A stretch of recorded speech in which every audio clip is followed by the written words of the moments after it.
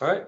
Well, thank you for taking the time to join our last webinar session of our series for our 2020 series, Ensuring a Strong M365. We're going to open up this series with talking about security at the data level.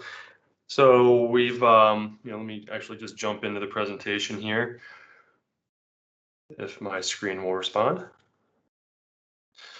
There we go. So in the previous sessions, we've talked a lot about other security capabilities, specifically around the identity, devices, the apps. So we're kind of wrapping everything up now with talking about how do we protect the data. We're not saying that those other three areas aren't critically important to a strong security posture in the cloud. All of these capabilities kind of work hand in hand, but once we get past all the identity and the devices, and even the apps that we can control, kind of our last line of defense is controlling access to data, whether we maintain the physical possession of that data, or if it should happen to leave our possession, such as putting it on a flash drive and that flash drive walks out the door. So we're going to talk a lot about what information protection or data protection really is. And I'm going to be more heavy on the demonstration here. So I'm going to try to get through my slides real quick here. But to kind of give everyone a background on what we mean by information or data protection, it's a process of identifying what data that you have and implementing the necessary controls to restrict access to that data, regardless of who has possession of it. So if you look at the data that you typically have in your organization, you could probably compare it to this bar on the left-hand side, to where the vast majority of the data you have is probably very low, publicly disclosed. If someone outside of the organization gets access to it, it's probably not going to cause you a lot of harm. But maybe it depends on your industry as well. If you're in the government sector, you probably everything should be more confidential. But this is just a generalization that most of our data is low risk. But as we start to look at what data we have that might contain trade secrets, sensitive information such as HIPAA information or personally identifiable information, we need to start thinking of that as our confidential data, information that really shouldn't be shared or publicly disclosed, even accidentally outside of the organization. If we really wanted to get granular, we could even have a categorization for secret or top secret data that even within the organization, not everyone should have access to. So if we look at what information protection is, it's really identifying what data we have. There's a process called labeling, and it's really like tagging to identify what the permissions and the restrictions are, and that leads into protection. When we talk about protection, we really mean encryption. When we protect a document, we're applying a level of encryption that you have to authenticate to. And then what a lot of organizations that do have information protection strategies in place, they don't necessarily round out this cycle here, but monitoring and responding to data incidents. When someone is accessing a document that they shouldn't, monitoring where your data is going. When we get to this position to where, hey, we can say we've protected all of our data, but we get this false impression that that's enough. We don't have to monitor where it's going. We don't have to incident response, because if the data is protected, what could possibly go wrong? And that's not necessarily the case. So when we protect the data, hopefully this animation helps illustrate kind of how this process works. When we protect the data, we are encrypting it. When a user goes to access that data, they have to authenticate themselves. They have to reach out to Azure and provide their identity and validate who they are. Now, that might mean requiring them to provide multi-factor authentication. It might mean they have to come from a trusted device. That's where all of our other session content comes into play, because there's a lot more that goes into that security than just giving my, a username and a password to authenticate to validate you are who you are. But once you are validated, you get what's called a use license to access that file. It's almost like an authentication token that you receive that lets you unencrypt that file. And that might be temporary. That might have a time frame on it so that it expires after so many days, or maybe it's a one-time use license so that every time you open up that document, you have to authenticate to Azure to make sure that you're allowed access. And if you can't authenticate, or that license has been revoked, you can't access that data. So that's a very high level view of how this process works. If you're familiar with the data protection concept, it used to be called information rights management, and then it became rights management, Azure rights management, and now AIP, or Azure Information Protection. But you've probably heard some other names called unified labeling, or even Microsoft Information Protection, or MIP. It can be very confusing when we start talking about the different names, because Microsoft loves to throw out different names and change acronyms all the time. And it really becomes confusing on what's what. So to try to make this a little bit more clear, if we look at Azure Information Protection, this is kind of the original Azure rights management in the cloud. There was something called Azure labels, or AIP labels, Azure Information Protection labels. Now, AIP has not gone anywhere. It's still here. It's still around. What we're going to hear more about is unified labeling. And to understand where unified labeling comes into play, if you think about the services that are in Office 365, specifically like Exchange and SharePoint, they had their own information rights management components built within the service. And yeah, Exchange Online could reach out to Azure Information Protection and pull back some AIP labels and try to use those. But ultimately, AIP was a label store, a protection configuration store that was just used by AIP. Unified labeling is Microsoft's approach to try to say, hey, let's not containerize our ability to use labels or our protections just in AIP. Let's make this work seamlessly across all the different services, all the different capabilities. And I don't have everything up on this screen, but Exchange and SharePoint can natively use unified labeling. They're not reaching out to AIP to try to pull labels. They're talking directly with the unified labels, and that unified labeling is used across all the other Microsoft security products, such as Cloud App Security, and even leveraged by the data loss prevention, or the DLP scanning engine. It's one store for everyone to reference. Now, when we get into the details, and I'll show you this in the portal, there is a different configuration portal for AIP, and there's a different configuration portal for unified labeling. So hopefully I can make that a little more clear for everyone as we get into the demo. But when we look at data, how do you adopt, how do you get there? There's pretty much 4 stages that we have to reach. First is you have to know what kind of data you have. So if you're going to try to develop a data protection strategy, it's very hard to do that if you don't know what's in your data. Where is it? Where does it go? Who's it being shared with? How are your employees using it? Discovery is the first part to establishing a data protection strategy, because it is, you could just throw protections out there, but you don't know if they're going to do what you need them to do unless you know what you have.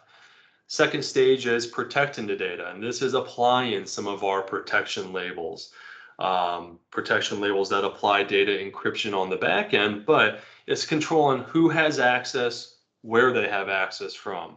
Again, the concept here from a data protection perspective is, if I could copy protected data to a USB flash drive, throw it out the window into a parking lot, it doesn't matter who picks up that flash drive. If I haven't given them explicit permission to access the files on that flash drive, they can try to open them up as much as they want, but they're always going to get prompted for credentials. And if they can't authenticate, they can't open that document. Controlling data is taking this a step further. It's not just protecting what you have, but it's starting to use other capabilities such as data loss prevention. Even though the data is protected, we still want to control where it goes, how it's shared, who it's being shared with. And then finally, governing your data. What's your retention? What's your records management strategy? How long are you going to keep certain files for? So this is our big picture of what a data protection strategy looks like on how to get there. And what I want to go through in our demo is really walking through some of the concepts and some of the activities you would have to do to at least get to the discover phase and the protection phase. Controlling and governing data, that's kind of where a lot of companies fall a little bit short, but we want to be able to walk before we can run, right? So if there are any questions, feel free to interrupt me, to just kind of speak up. So don't feel that you can't come off mute. But anyways, I'm going to jump into the demo here. The first thing that we need to do, as I said, is discover the data. So how do we do that? Well, there's a couple of different ways. If you're using cloud data only, if you don't have any on-premise servers or on-premise network file shares or anything like that, all your data lives in the cloud, it's a relatively easy process. You want to first do what's called an auto labeling policy. Actually, before I jump into that, let me first touch real quick upon Azure Information Protection. So if you wanted to configure AIP, it's in the Azure portal, portal.azure.com, and there's a solution here for Azure Information Protection, and hopefully this will load. So in here, we have our configuration for labels. You'll see something similar here.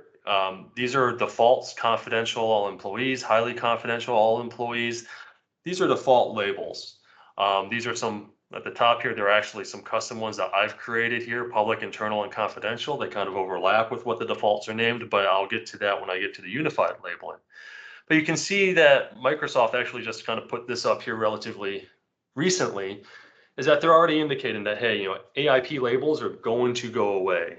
So they're not, AIP is not going to go away itself as a service, but we want to start using unified labeling. And again, that's because all the services, all the features in Microsoft 365 can leverage the unified, whereas they can't leverage the AIP label store out of the box. You have to make them talk to AIP.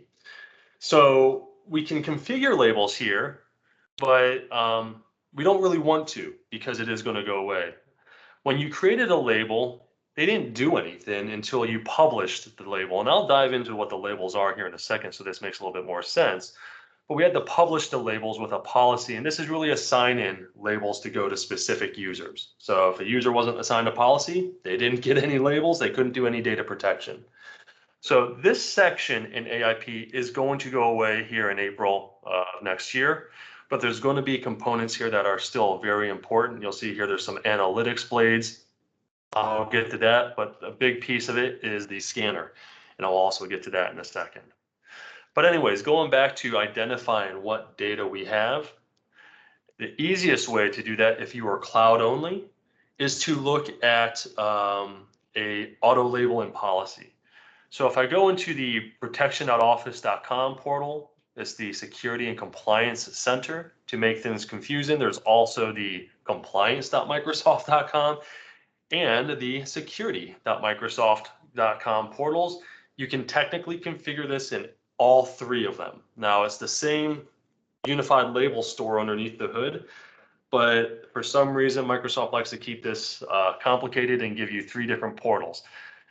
Eventually, they are going to move over to the security and the compliance portals themselves. But for right now, I'm actually going to go through the protection.office.com, with the security and compliance center,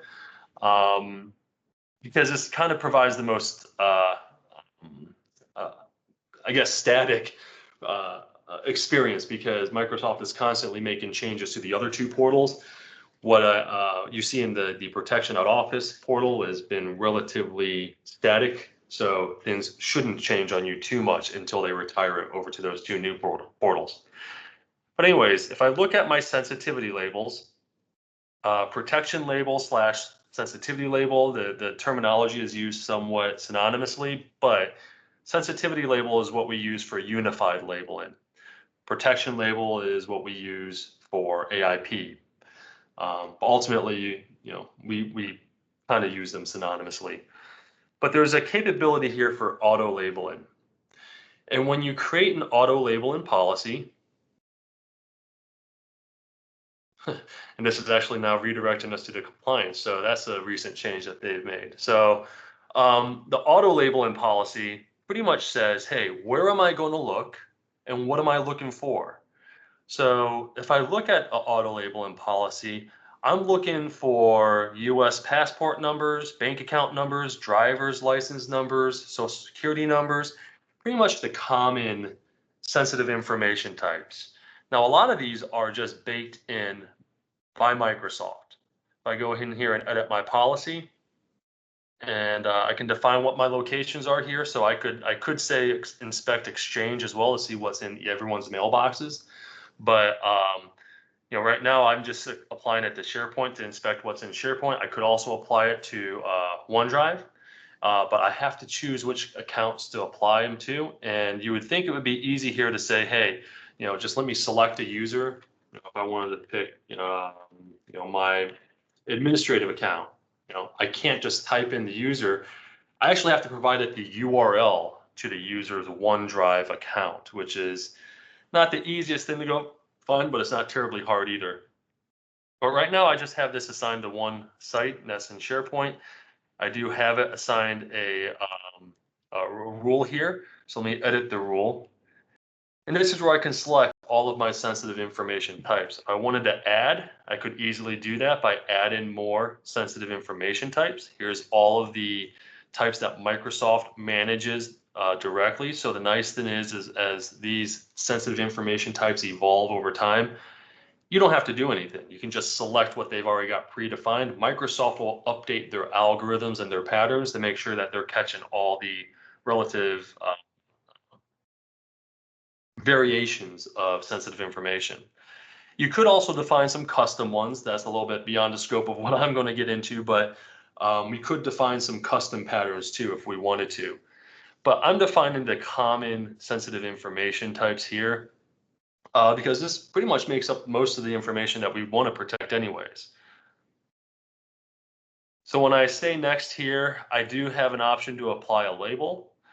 And then I have the option to run this in a simulation mode. So what this says is really go inspect, go scan all of my data in those locations that I defined and tell me if you find anything. If I run the simulation, I'm going to cancel all here because I've already run the simulation. You can see here I've already run my simulation. It's been running for about 5 days here. And I found 4 files that match my criteria here. So if I open this up, it'll show me what those files are. And this isn't the prettiest portal pane to navigate or to leverage when you're trying to inspect all of your data. But if I look here at customer data, I open this up. You actually have to have a specific permission that global admins don't have to see this pane here. It's called the Content Explorer. But this will give me a preview of what's in that file. So this is a customer data spreadsheet. And then here you can see there's a bunch of credit card numbers in this file. In here, if I look at the metadata, I can see some more details on what that file is. So where exactly is that file located? Just giving me the file name here doesn't provide me a whole lot of help if I've got hundreds of SharePoint sites that I'm trying to scan here. I can look at that at the metadata of the file, and it's going to tell me all the information that I need to know. So you can see here, here's my rule that it says detect sensitive information for SharePoint. Where is it? It's in the, here we go. So here's the site, and then there should be a full file path. I'm overlooking it somewhere in here. Oh, there. maybe not the easiest to see, but the file path URL, that's the full path to this file in my SharePoint environment. So if I wanted to go find out where that's located, I could easily do that here. But this is the first step to identifying what we have in the environment. So this simulation is just doing an inspection. It's not doing any kind of protections. I could turn the policy on, which would then apply my protection label. But right now I'm just trying to discover what I have.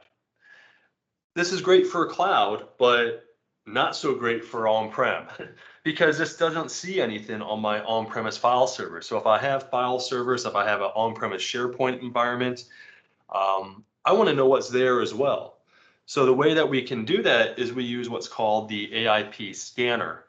And Microsoft has made this a little bit interesting in that the scanner is actually the AIP, the piece that's on here. But the scanner is an on-premise tool. I have a server set up here in my environment. There's really nothing to show because there's no interface for it.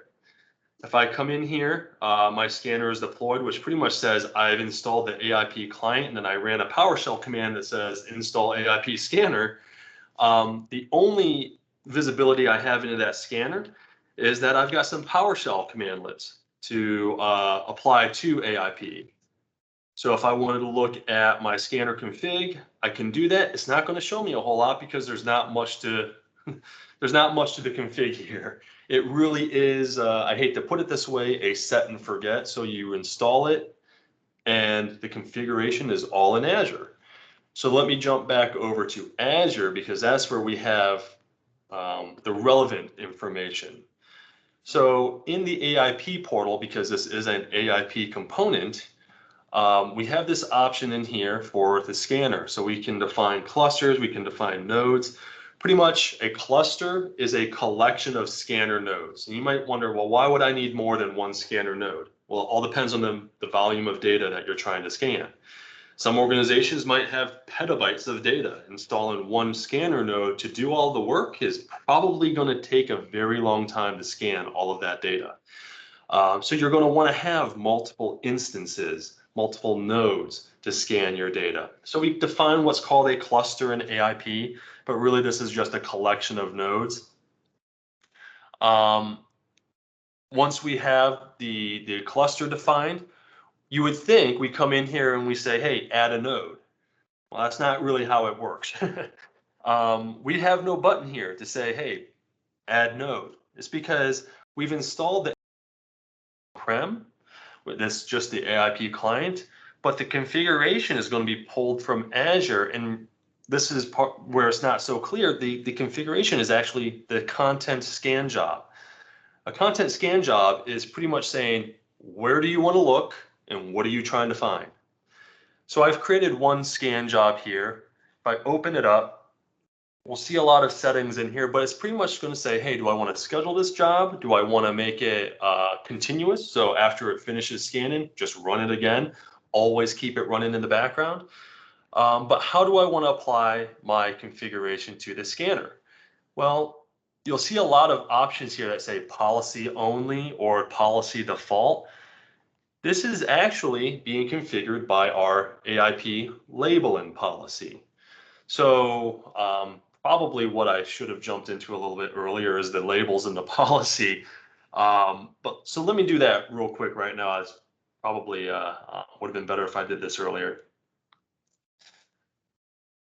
So as you saw in the previous pane in AIP, I did have these three labels configured. But what is a label? So I'm going to jump into my confidential label here.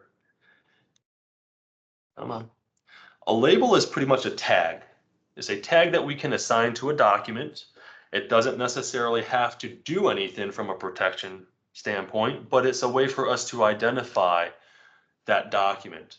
So I've named this as confidential.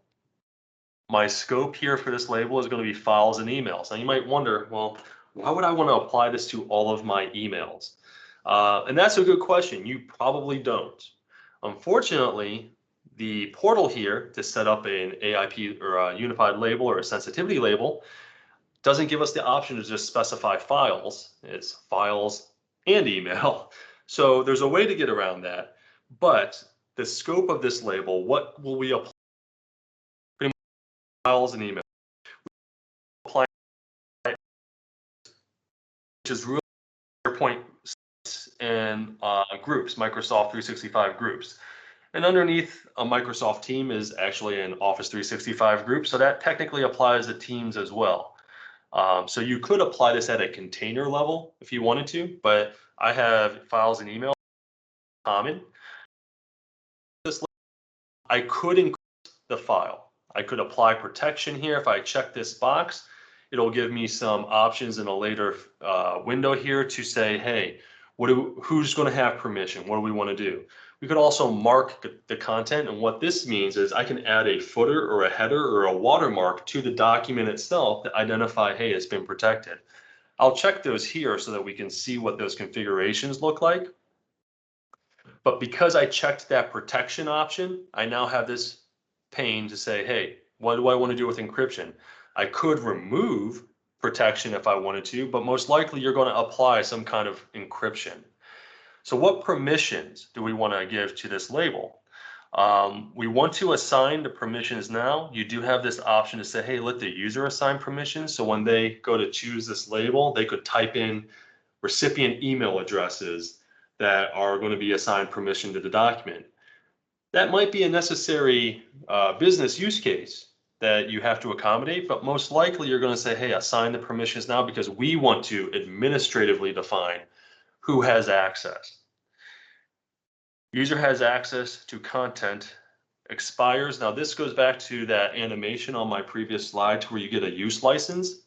If we say never expires, whoever opens up the protected document simply has to authenticate once, and that license they get is user and device specific, but they never have to authenticate. It's a persistent, like a persistent cookie. It won't go away, and as long as they have it, they'll be able to open up that document. I can say, you know what, after so many days, require that user to authenticate to the document again to validate that they still have access. Or I can say on a specific date, access expires whenever we want. You know, on Wednesday, December 9th, which is tomorrow, it doesn't matter if you have a use license, content expires. Your license, everyone's license is invalidated at this point. No one can access the document except the document owner. Oh, I'm sorry, I'm getting these mixed up. So the access expiration, I'm sorry.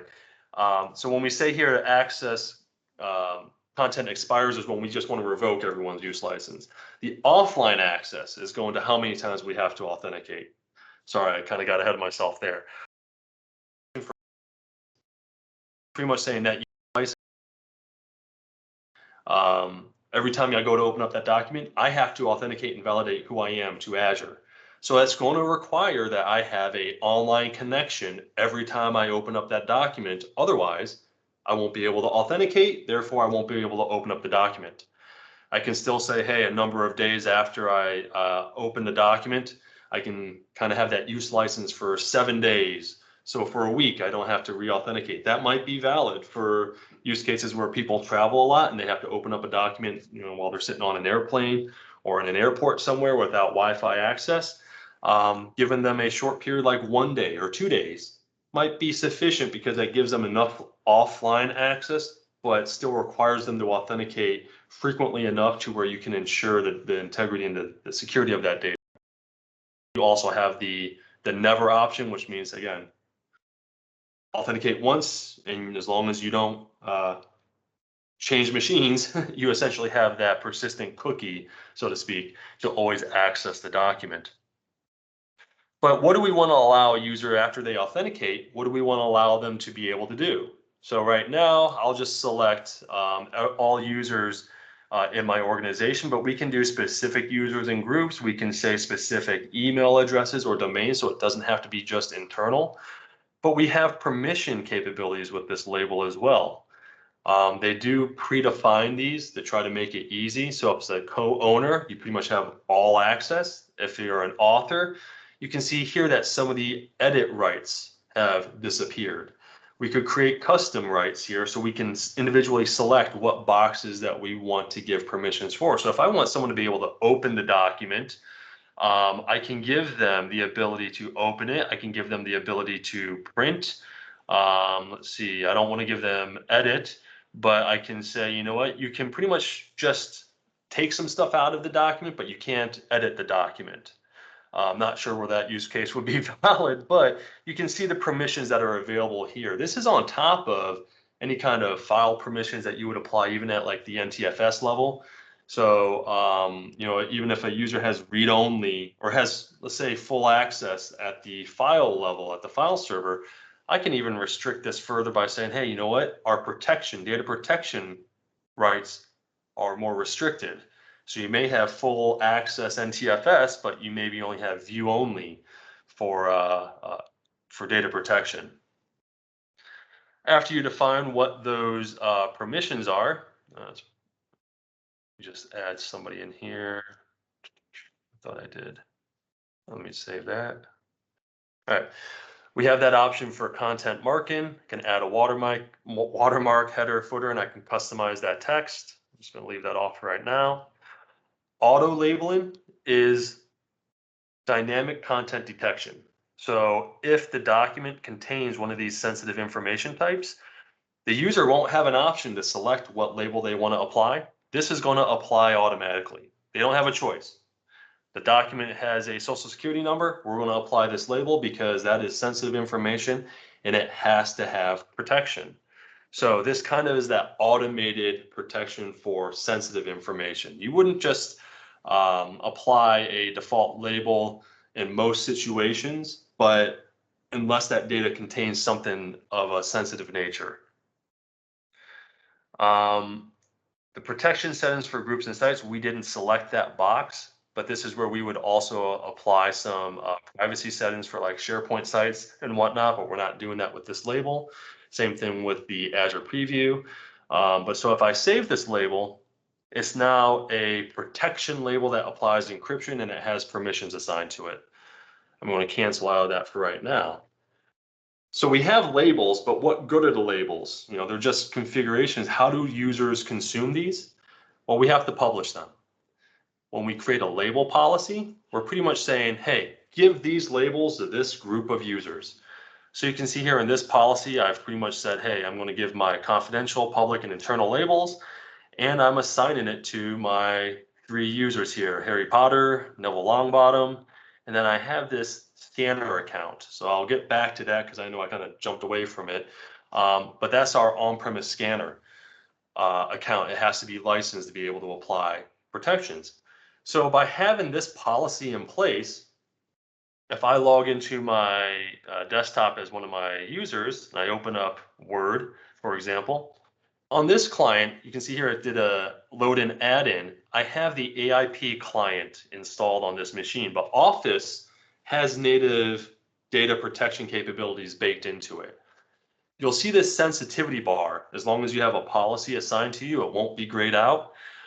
If you have the client installed, this is what it looks like. If you don't have the client installed, this is pretty much what it looks like, except you don't have this option for show bar and help and feedback. This is the AIP client, pretty much the visibility side of the AIP client, showing right here. So this is where I could select one of my labels. I could edit it, change it to confidential, change it back to internal. But notice here that when I opened up Word, let me open up another one, not save this. Just going to open up Word. Whoops, here we go. You'll notice that I am being assigned a label automatically. Internal is by default selected. That's driven by my policy. So if I wanted to make sure every document is labeled across the entire organization, one of the steps is making sure every document that a user accesses gets labeled. And we define that as a default label within the label policy. Doesn't mean that I can't change it as a user because my label configuration lets me do that. But this may or may not be something that you want to do. The reason that I have it set up here is it helps with my initial discovery. So This is the end user experience when you're using the client. If you don't have the client, you still have this sensitivity bar, and you'll have your labels shown in the sensitivity bar, or the sensitivity button, where you could still see all the labels assigned to you. But as I just said, I have labels being assigned by default, so I can do some tracking and reporting, and that goes back to our discovery. So now let me jump back to the scanner and recall that I said the scanner configuration is driven by the scan job configuration. And that scan job configuration really is dependent on the labeling policy. So there's a lot of different layers here, and it can get very complex and very confusing. But my discovery job here that I've created in Azure, I'm pretty much saying, hey, I'm going to run this manually. There's an option for recommended labeling. I've got that turned off, but in our policy, if we're doing that sensitive information detection, we could say, well, don't enforce that, but recommend it. We could, from the scanner, say, hey, go ahead and apply it, even if the policy says just recommend it. That's really what that means. The enforce is pretty much saying, hey, turn this scan job on, do something. If I don't say enforce, it's not going to label anything. Label files based on content, I'm turning that on because I have that confidential label that looks for those sensitive information types. But default label, use my policy definition. But one thing you'll see here is, or you won't see here, is what policy am I assigning to this scan job? You don't see any blade here or any pop out to say, hey, select this label in policy. If I look back here to my label policies, I've got a policy called default corp data protection policy, but there's nowhere here in my scan job that I can define that. The reason is because that's driven by the service account running on the scanner itself. So when I deployed my scanner onto my my server here, I'm using a specific service account. And I can see what that account is pretty much only by looking at the services here. Because I've installed the scanner, there is an Azure Information Protection Scanner service. And in here, you'll see I'm using my domain account for AIP Scan SVC. That is my service account. If I look back at my labeling policy, that's that service account right here. So by assigning that service account to my labeling policy, that's how my content scan job is going to apply that policy to the data that it discovers. So it seems very complex and inefficient to have the configurations jump through so many hoops. But the reason for that is because this can be very flexible. If I have 50 or 100 different scanner instances, they could all run with different service accounts. And based on those service accounts, they might get different policies, labeling policies. So I could technically create one scan job and apply it to all of my different scanners. The policy, the labeling policy, is actually going to define what the default label is, if there is one, and what kind of labels to apply if there's sensitive information discovered. Maybe there's no labels being applied, but that's going to be driven by the policy.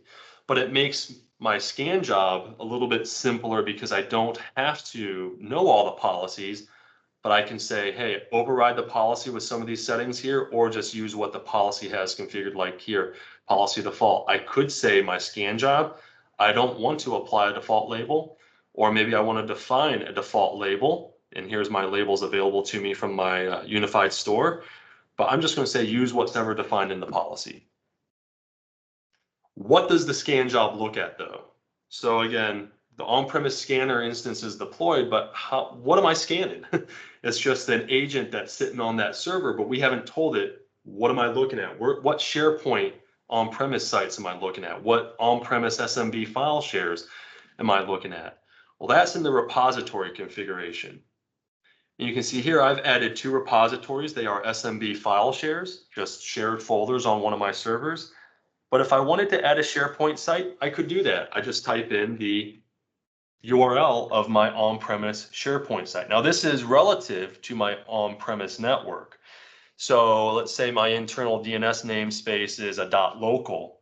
Well, that's the namespace I would use here. It would be, SharePoint farm1.domain.local. because this config is being pushed down to the scanner instances. And if that's how I'm resolving my on-premise SharePoint site, that's how the scanner needs to see this repository configuration. You can see here that as I define a repository, the locations of my data, I also have the ability to get granular and say, hey, do I want to listen to my policy or my scan job itself? Or do I want to override that and do different things based on the repository? This can get very complex if you're going to start saying, hey, I'm going to treat each repository differently. So the recommendation is definitely try to keep it all contained in either the scan job or at the label and policy level. Because if you start mixing and matching, you could have 3 different locations to try to troubleshoot and identify why isn't my label being applied correctly by the scanner. Is it at the repository? Is it at the content scan job? Is it at the label policy? Requires a lot of digging to identify what the root cause would be.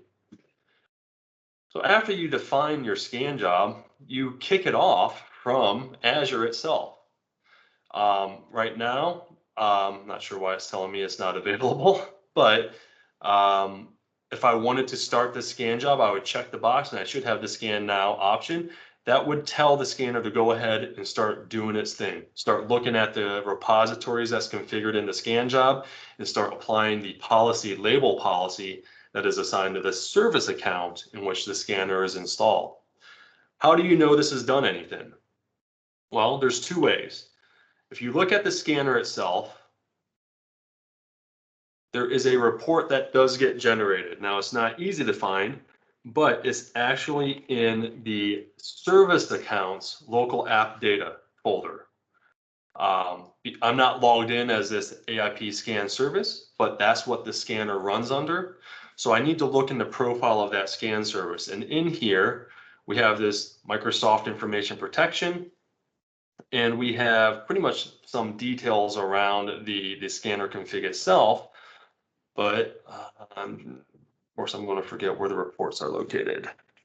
So in the logs, scanner log will contain everything that is being done by the scanner. If I open this up in Notepad, you'll see a lot of details here that tell you what's going on.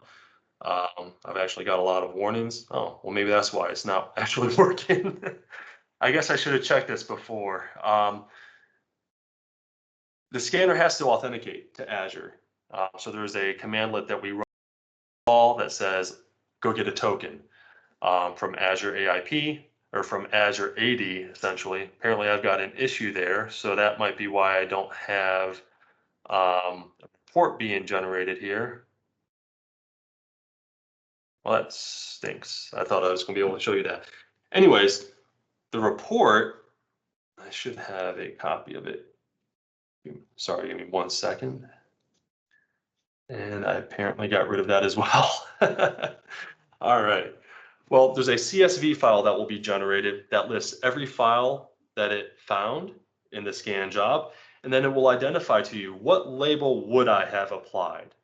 Even if we're not enforcing the labeling, we're doing a report only mode. So part of our discovery, hey, find out what we have. Run the scanner in a report only mode. It's going to generate a list of all of our data, all the files. And if it detected any kind of sensitive information in there, what label would I apply to that file if I was applying labels? Once you go through all of that and review those report files, then you can say, you know what, let's start labeling data and applying protections. Another way is to use AIP Analytics. Now, this does require you to have a log analytics workspace configured, so there's some cost associated to this.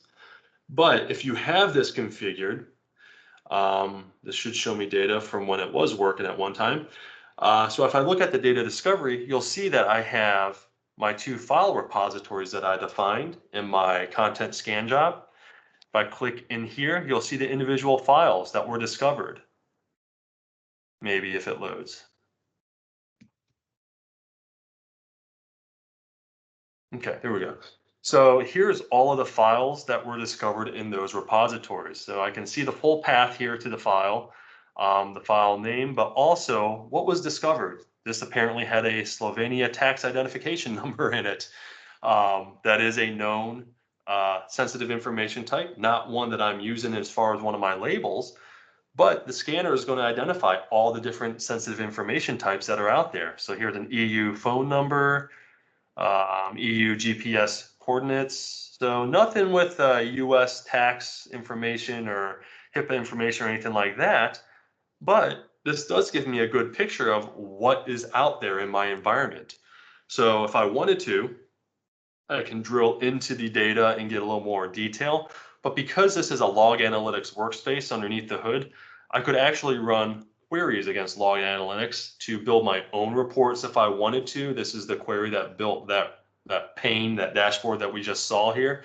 I could dive deep into the data if I wanted to see what's really going on. So what is beneficial here is this analytics is going to give me the ability to do a quick view of, okay, what do I have in my environment?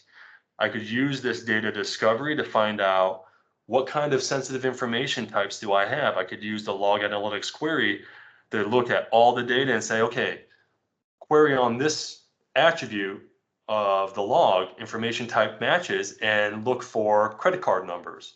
And that's going to show me all of the files across my environment that I've scanned that contain credit card numbers. So now I can kind of make some decisions on what kind of protections I want to put into place. So that does require a log analytics workspace, as I said, does require some cost to it because there's data ingestion. But one thing you'll see here too is I have an endpoint list in here, and that is the name of my client workstation.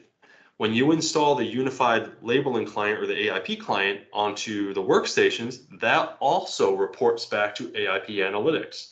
So now I can see the files that are discovered or the activity that's being performed on that individual endpoint. That doesn't mean that it's enrolled with Intune. It doesn't mean that it's being managed. It doesn't even mean that something like Defender for Endpoint is enabled or onboarded with that machine. This is just the AIP client looking at what's happening within Office. And you can see here, I've got some sample docs here that have been labeled internal. That's my default label, but here's a couple that have my confidential label applied. And maybe those were manually assigned, and maybe that was automatically detected because it contained something sensitive in that document. I can drill down through analytics to get that detail.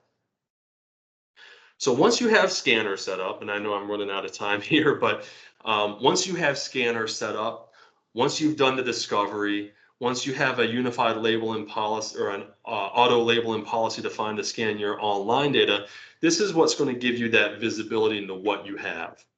Now you need to make decisions with that data. You could apply labels that apply restrictions, encryption, require certain permissions. So you have to be a member of a certain group. You have to be a member of the tenant. You have to be able to authenticate. We can apply some pretty granular permissions. Do you want to do that across the board for every file in your organization? That's a decision point that you'll have to come to because most likely the answer is no. But maybe you do. Maybe you do want to make sure that every document that is created within your organization at least has some default permissions assigned to prevent that data from leaving the organization and being consumed outside of the organization by either a competitor or just someone randomly who happens to get access to that document of a flash drive or in an email or whatnot. So that's a decision point based on what you discover that's in your data. What kind of risk do you have with the sensitive information that you have in your environment? Based on that, you can start defining what your labels look like. And I know I have just a very basic structure here: public, internal, confidential. There is an order to these labels. Order matters when it comes to your labels. The label with the highest order will always supersede lower order labels. So let's say I'm doing auto labeling because my confidential label is looking for sensitive information, right? My label here is going to detect when a credit card number is used. But what if my internal label was doing the exact same thing?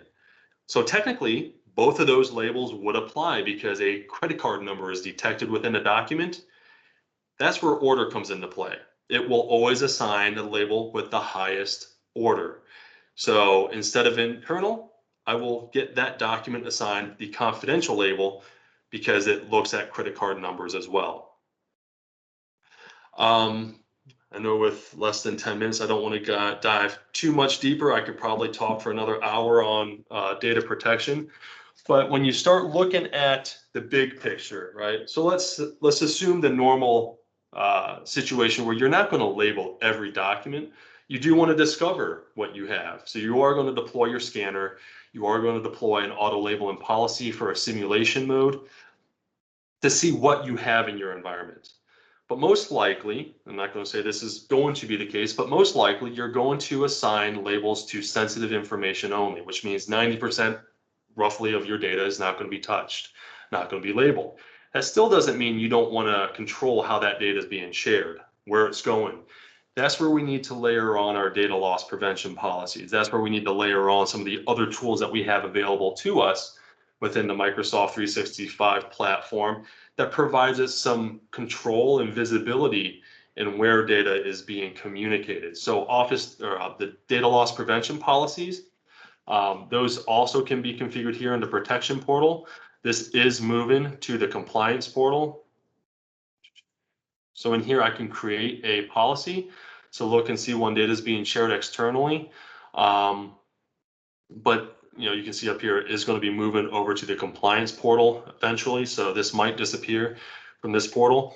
I could create a DLP policy that detects my labels, right? So maybe there's a situation to where you have a vendor or a partner that you do have to share information with that has credit card information in it, right? Maybe that document is auto labeled with our confidential label, but maybe the permissions in that label will let everyone from our partner's domain authenticate to that document as well. Just because we have the label allowing people in our partner organization to authenticate to the document, we probably still want to know, when is that document being shared, communicated? How is it being communicated? Is it a SharePoint link? Is it being attached as an email? Is it being sent as a Teams message? That's where DLP is going to come into play. And then we can either monitor, we can prevent that communication, or we can moderate it, saying that someone has to approve it before it actually gets communicated out. Another component that we can add in here is integration with Cloud App Security, as well as Defender for Endpoint. Now, you saw in here on my analytics that this is all endpoint detections because it's the AIP client doing things on that endpoint. It's not enrolled with Defender or onboarded to Defender, but the AIP client is telling me, hey, something's going on in this machine in regards to data protection. I could integrate Defender for Endpoint.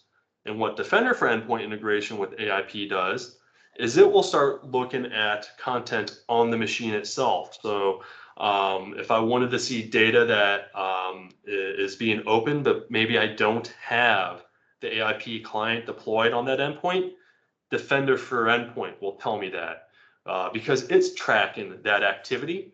It will log it in Defender for Endpoint, and then Defender for Endpoint will kind of pour over those logs to AIP, and AIP will look at the logs and say, hey, yeah, that document has this metadata that indicates this label is applied. I'm going to create an event for that. The other part is Cloud App Security. Now, Cloud App Security is going to be more of an impact when you start talking about the data loss prevention side, because we can do a lot in Cloud App Security on file policies to say, hey, if a file contains sensitive information, go ahead and apply a label to it. But our default labeling policy, or our user labeling policy, might be doing that for us anyways. But where MCAS has value is, let's say you're using a third-party service, Workday, Dropbox, ServiceNow. We can extend our AIP and data protection capabilities now into those third-party services, because MCAS has API integration with those third-party services to scan all of the content within those locations and apply labels as necessary. So, as you start developing your bigger picture data protection strategy, it's not just going to be AIP or unified labeling. It's going to be probably multiple different pieces of the Microsoft 365 platform. So that, let me jump back here real quick. That kind of goes back to this picture here. Whoops, now it's going forward. Come on. Now it's all over the place. All right, that's awesome. Here we go. All right, I don't know why it's auto clicking through everything. All right, so when we look at the big picture, Microsoft Information Protection, we talked about AIP, we talked about the unified labeling, but when you hear the reference to Microsoft Information Protection, it's the collection. It's not a product. MIP or MIP is not a product. It's not a replacement for AIP. It's not a replacement for unified labeling. It is the collection of Microsoft services that gives you that big picture data protection strategy. So as I mentioned, you might have strong labeling in place, but it's going to be data loss prevention on top of that. It's going to be MCAS on top of that. That gives you that big end state, that complete protection strategy. And I don't know why my screen is jumping all over the place, but we are at time, so let me wrap up here. That did wrap up our series. You can see here on the links, you can go back and review and watch some of the recordings. We will have this recording up here in the next day or so, but I appreciate everyone's time to participate in these webinar sessions. Hopefully throughout the series, you've gotten some value and some benefit out of these. If you do want to learn more about any of these topics, don't hesitate to reach out. We will be putting together our 2021 webinar series here shortly, so look for an announcement on what that series topic will be, as well as the schedule for the individual sessions. But with that, I'll open it up for any questions if anyone has any questions. I know I've been talking nonstop here for the last hour, but feel free to ask any questions or any comments. I will be sending out a feedback survey, so please take a minute to provide feedback, and thanks again for attending.